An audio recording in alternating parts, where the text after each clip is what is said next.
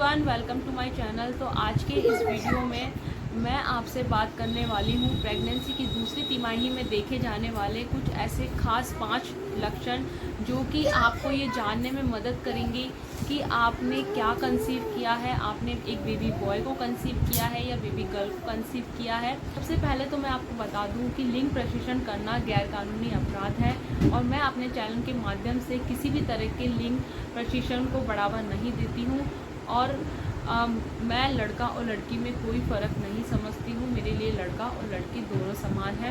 तो चलिए आज के इस वीडियो को हम शुरू करते हैं। मीन्स वो ये बताते थी एक गर्भवती स्त्री को देखकर कि उसके गर्भ में क्या पल रहा है, उन्होंने क्या कंसीव किया है, बेबी बॉय को कंसीव किया है या बेबी गर्ल को कंसीव किया है।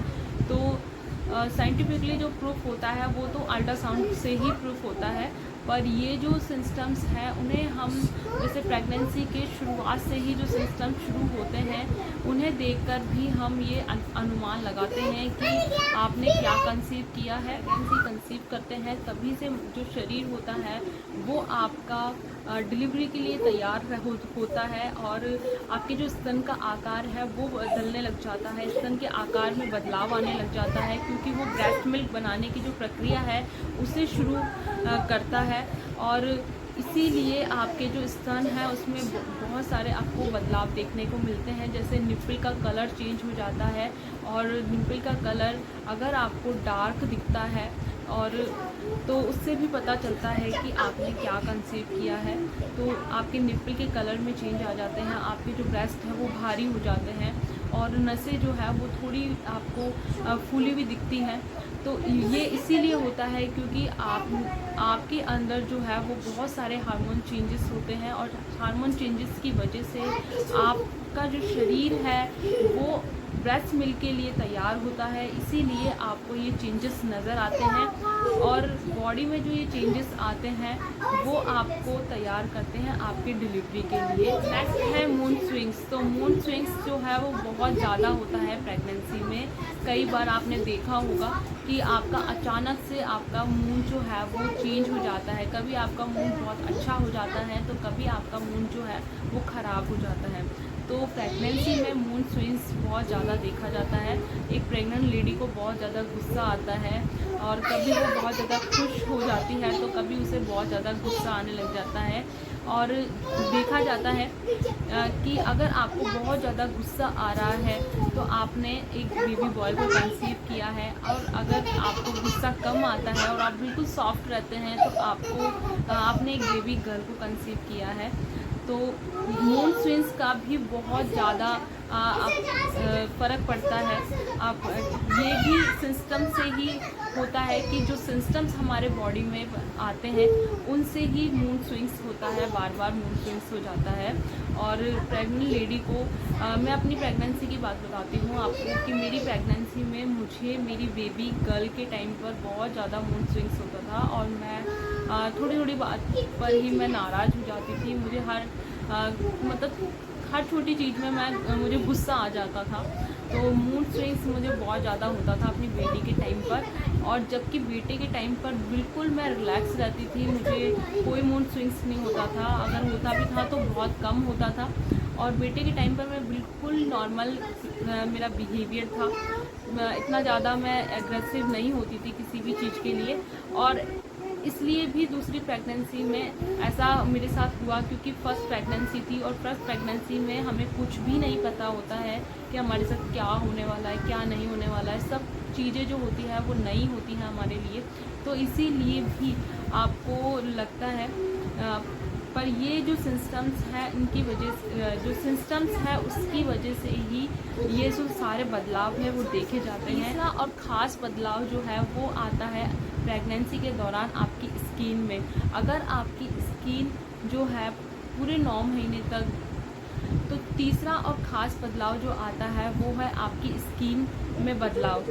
और ये जो बदलाव है वो पुराने ज़माने की जो फीमेल्स होती हैं वो ये देखकर बता देती थी कि आपके स्किन में अगर बदलाव आ रहा है तो ये किसका संकेत है, ये एक बेबी बॉय का संकेत है या बेबी गर्ल का संकेत है।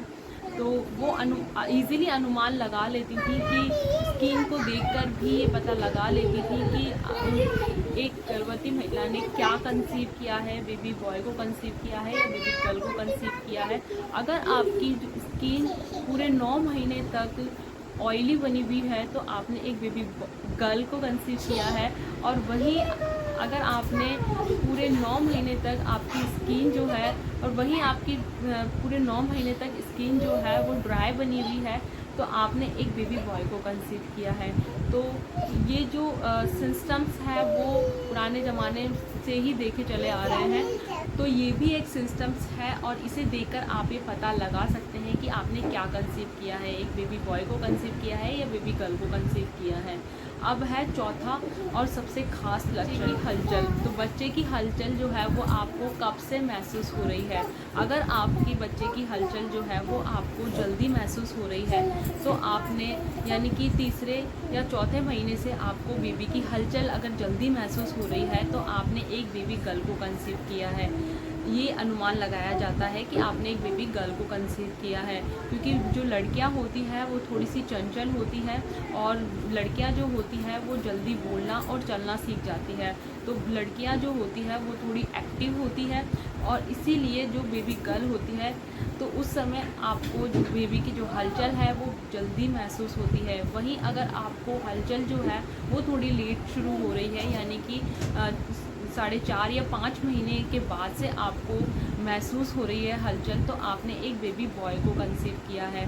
तो ये भी एक सिस्टम्स है। इस सिस्टम्स को देखकर भी पता चलता है कि आपने क्या कंसीव किया है। सिस्टम जो है वो है कि बच्चा किस साइड रहता है, लेफ़्ट साइड रहता है या राइट साइड रहता है। लेफ़्ट साइड रहता है तो क्या बेबी बॉय होता है और राइट साइड रहता है तो क्या बेबी गर्ल होती है।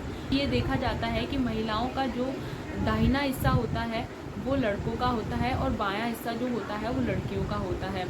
तो अगर आपको दाहिनी तरफ ज़्यादा एक्टिविटी महसूस हो रही है तो आपने एक बेबी बॉय को कंसीव किया है। वहीं आपको अगर बाईं तरफ ज़्यादा एक्टिविटी महसूस हो रही है तो आपने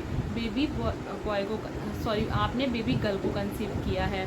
तो आप मुझे कमेंट करके ज़रूर बताइएगा कि आपको किस साइड ज़्यादा एक्टिविटी जो है वो बेबी की महसूस हो रही है, दाहिनी तरफ ज़्यादा महसूस हो रही है या बाईं तरफ ज़्यादा महसूस हो रही है।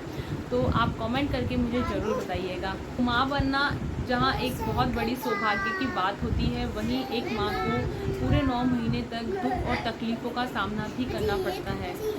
तो आप अपनी प्रेगनेंसी में सिर्फ अपना ख्याल रखिए, अच्छा खाइए, अच्छा पीजिए और अपनी प्रेगनेंसी में आप अपना और अपने आने वाले बेबी का अच्छे से ख्याल रखिए। एक हेल्दी प्रेगनेंसी के लिए आपके लिए बहुत ज़्यादा ज़रूरी है कि आप अपना और अपने बेबी का, आने वाले नन्हे मुन्ने मेहमान का आप अच्छे से ख्याल रखें। तभी अगर आप हेल्दी रहेंगे तो आपका बेबी भी हेल्दी रहेगा।